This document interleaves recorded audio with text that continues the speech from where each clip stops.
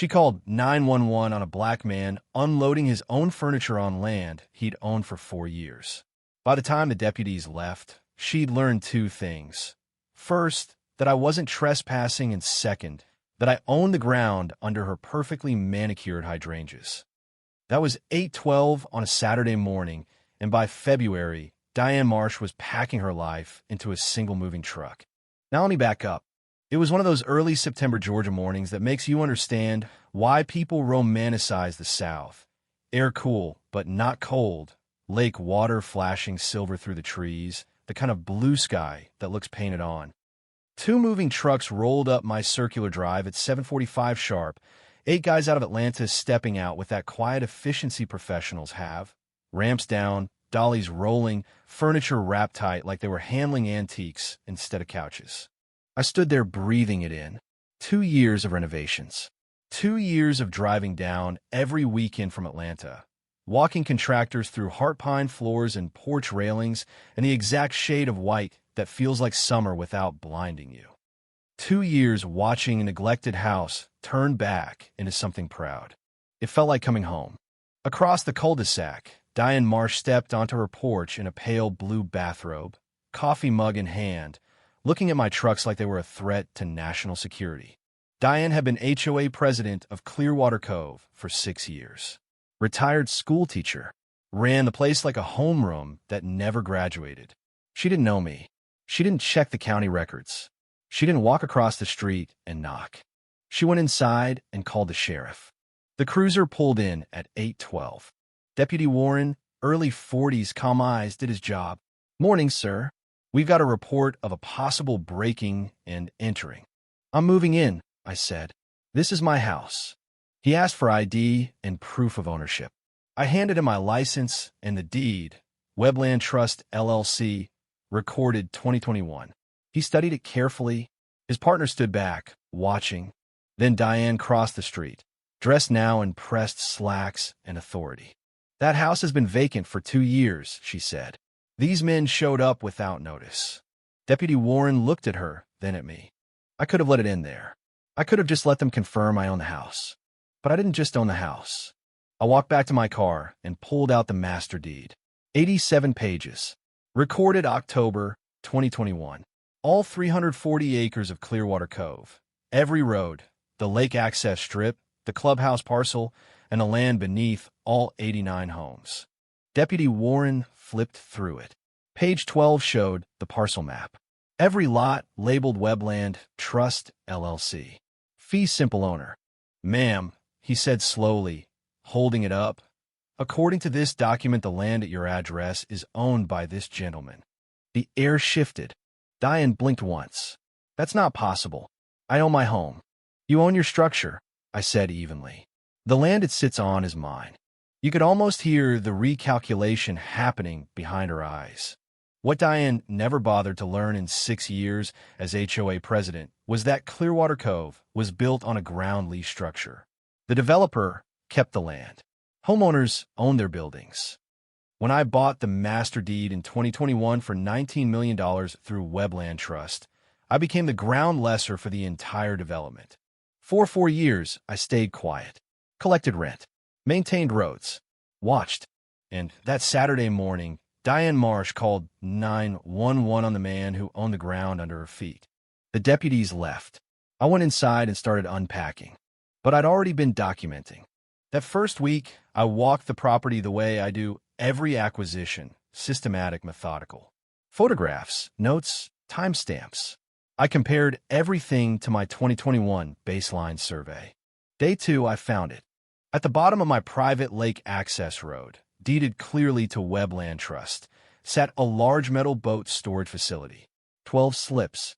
Concrete pad. Professionally built. Sign out front. Clearwater Cove Community Boat Storage. HOA members only. $85,000 to $90,000 worth of construction. On my land. No permission. No permits. I checked with Harmon County. No building permit on file. Day 3, I pulled HOA financials. Georgia law requires availability. As ground lessor, I had standing. That's when the numbers started talking. Lake access fee revenue. For $100 per household per year. 89 homes. 3 years. $16,800 annually. Collected for use on my private road. Not a cent offered to me. Day 4 was worse. Community Improvement Assessment. $672 per household per year. 3 years. $179,424 collected. Supposedly for community infrastructure and beautification. I opened the expenditure reports. $43,200. Landscaping at Diane's address. $18,400. Driveway improvements at Diane's address. $22,100. Dock construction on my land. Board members' houses followed. Fences, yard work, exterior renovations. $12,000 actually spent on community items. 6.7%. I sat in my kitchen staring at that number for a long time. I practiced real estate law for 30 years. I've seen sloppy bookkeeping. I've seen gray areas. This wasn't gray. This was theft dressed up as governance. That's when Act 2 started. I had my partner James file a formal demand. Remove the boat facility. Repay the lake access fees. Account for and restitute the misappropriated $167,000.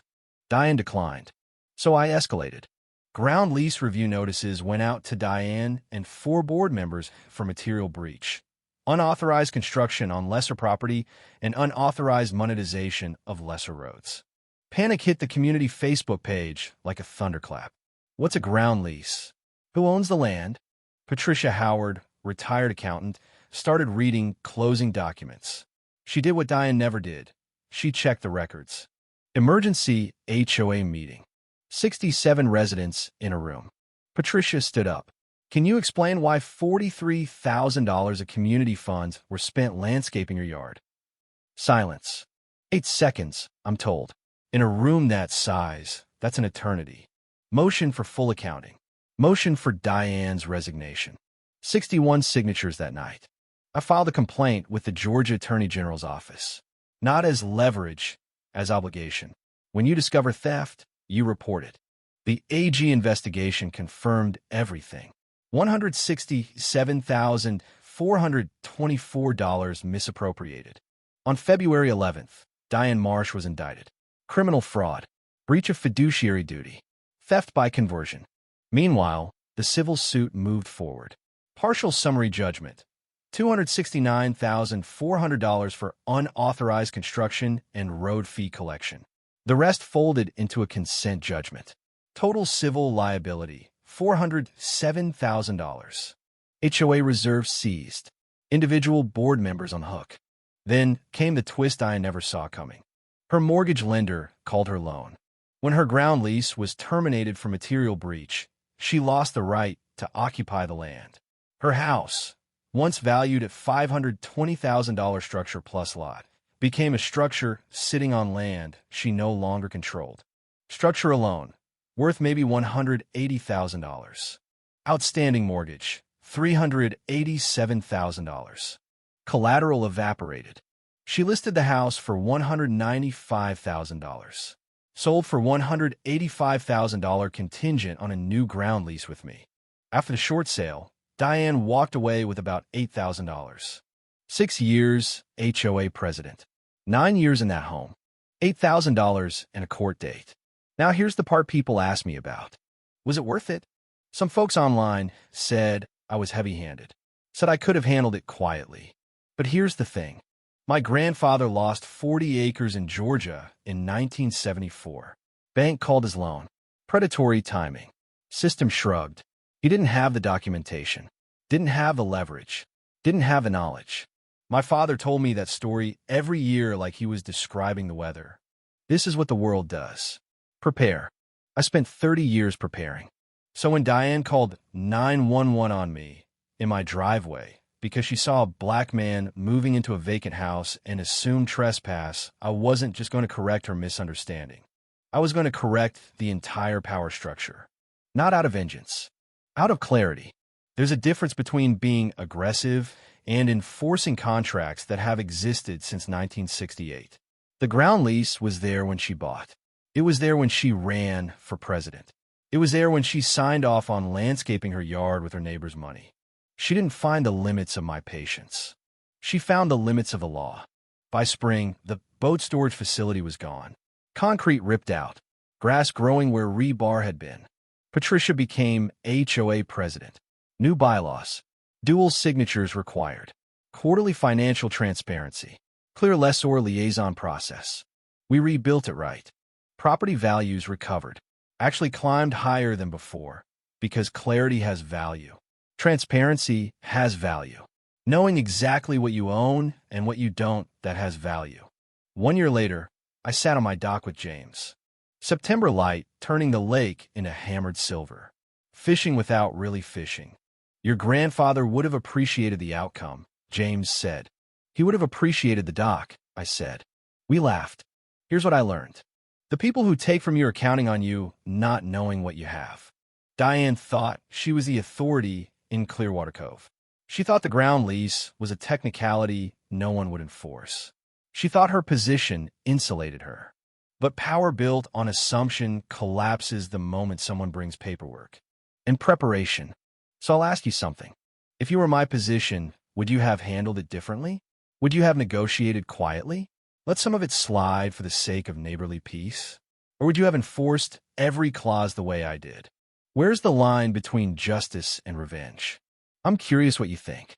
Drop your thoughts below, especially if you've ever dealt with an HOA, a landlord, or someone who thought they had authority they didn't. Let's talk about it.